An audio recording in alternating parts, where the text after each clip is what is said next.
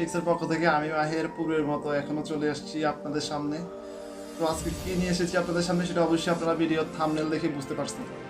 তো ভিউয়ার্স, মূল বিষয়টাতে যাওয়ার পূর্বে আপনাদেরকে বলে নিই, আমার এই চ্যানেলটি হচ্ছে নতুন চ্যানেল। আমার পুরাতন যে চ্যানেলটি ছিল সেটা আমি ডিসেবল করে দিয়েছি যে কোনো কারণবশত।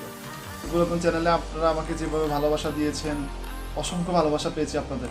তো আশা করি এই চ্যানেলটিতেও আপনারা আমাকে সেইভাবে ভালোবাসা দিবেন, আশা করি সাপোর্ট করবেন, পাশে থাকবেন, তাহলে আপনাদেরকে ভালো ভালো কিছু উপহার দিতে পারবো। তো ভিউয়ার্স, আপনারা অবশ্যই আমার চ্যানেলটি সাবস্ক্রাইব করবেন এবং ভিডিওটি ভালো লাগলে অবশ্যই শেয়ার করবেন, লাইক কমেন্টস করে জানাবেন। তো ভিউয়ার্স, চলুন আজকে আর কথা বাড়াবো না, চলে যাই ভিডিওর মূল বিষয়। তো ভিউয়ার্স, মোবাইল স্ক্রিনে আসার পরে আমি আপনাদেরকে প্রথমেই যে সেটিংসটি দেখাবো সেটা মোটামুটি আপনাদের সকলেরই উপকারে আসবে। তো ভিউয়ার্স, চলেন কথা না বাড়িয়ে শুরু করি আজকের সেটিংসগুলো। তো প্রথম সেটিংসটি করার জন্য আমরা প্রথমে আমাদের মেসেঞ্জারে চলে আসব। মেসেঞ্জারে আসার পরে এরকম একটা ইন্টারফেস আমাদের সামনে শো করবে। তো এখান থেকে আমরা প্রথমে আমাদের প্রোফাইলে চলে আসব। প্রোফাইলে আসার পরে এখন আমি আপনাদেরকে বলে নিচ্ছি যে এই সেটিংসগুলো, মেসেঞ্জারের প্রথম সেটিংসটি আমাদের কি কাজে আসবে বা কি হেল্প করবে আমাদের। এই প্রথম সেটিংসটি আমাদের উপকার করবে হচ্ছে মেসেঞ্জারে অফিসিয়ালি যদি কোনো ফিচার আসে বা অফিসিয়ালি যদি কোনো সেটিংসের পরিবর্তন হয়, তাহলে এই সেটিংসের দ্বারা, প্রথম সেটিংসটির দ্বারা মেসেঞ্জারে অটোমেটিকলি সেটিংসের পরিবর্তন হয়ে যাবে। শুধু তাই নয়, আপনি মেসেঞ্জারের অপশনগুলোকে না বুঝে যদি উল্টো পাল্টা টিপার কারণে এলোমেলো করে ফেলেন বা সেটিংসের পরিবর্তন করে ফেলেন, তাহলে অটোমেটিকলি আপনার সেটিংস আপডেট হয়ে যাবে বা সেটিংসের পরিবর্তন হয়ে যাবে। তো এই সেটিংসটি মেসেঞ্জারের কোথায়? আমরা প্রথমে আমাদের প্রোফাইলে চলে আসব। প্রোফাইলে আসার পরে একটু নিচের দিকে আসলে আমরা এখানে দেখতে পাচ্ছি যে অ্যাপ আপডেট নামে একটা অপশন। তো এখানে ক্লিক করব। এখানে ক্লিক করার পরে এরকম একটা ইন্টারফেস আমাদের সামনে শো করবে। তো এই ইন্টারফেসটা সাধারণত এভাবে সবার সামনে শো করে। এখানে অ্যাপ আপডেট নামে একটা অপশন রয়েছে, অটো আপডেট মেসেঞ্জার। তো এটা আমরা সাধারণত সকলেরই অফ করা থাকে, এটা আমরা অন করে দিব।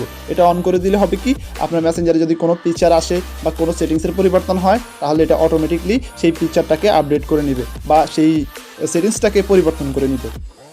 তো ভিউয়ার্স, এই সেটিংসটি আপনাদের কেমন লাগলো? তো বন্ধুরা, এখন আপনাদেরকে দ্বিতীয় যে গুরুত্বপূর্ণ সেটিংসটি দেখাবো, এই সেটিংসটি করার জন্য আপনারা আপনাদের প্রোফাইলে চলে আসবেন।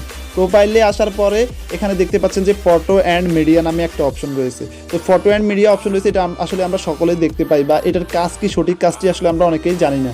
তো এখানে ক্লিক করবেন। এখানে ক্লিক করার পরে এখানে সাধারণত এগুলো সব কিছু অফ করা থাকে। তো এখানে লেখা আছে save new photo that you take in app your gallery.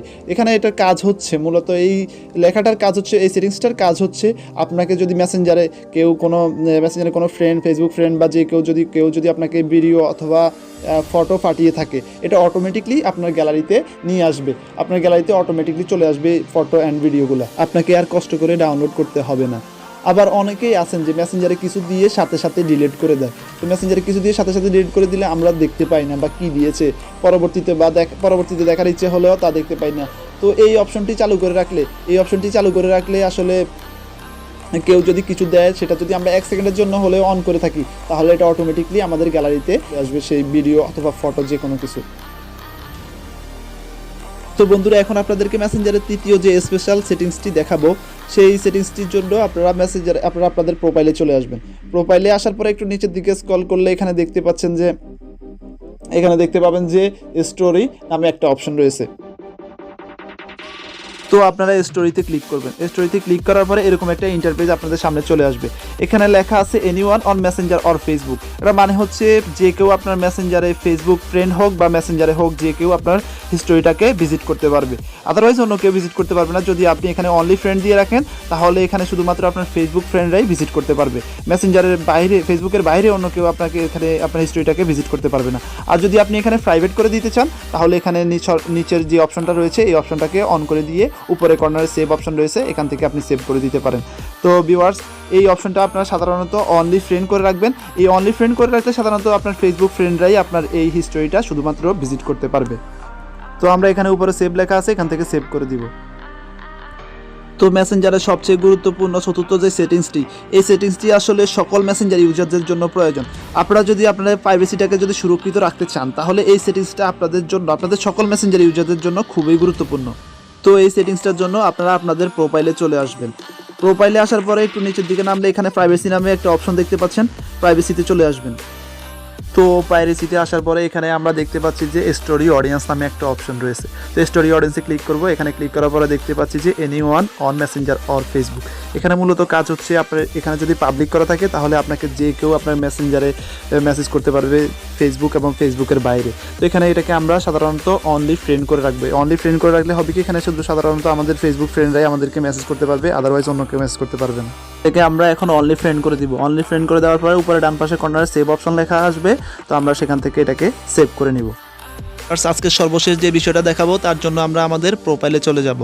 প্রোফাইলে আসার পরে আমরা এখানে দেখতে পাচ্ছি যে ইউজার নেম নামে একটা অপশন রয়েছে। তো ইউজার নেম এটা সাধারণত আমরা সকলেই দেখে থাকি, কিন্তু এর কাজটা কি আসলে এটা আমরা অনেকেই জানি না। কিন্তু এর কাজটা কি এটা জানার জন্য আমরা এখানে ইউজার নেমে ক্লিক করব।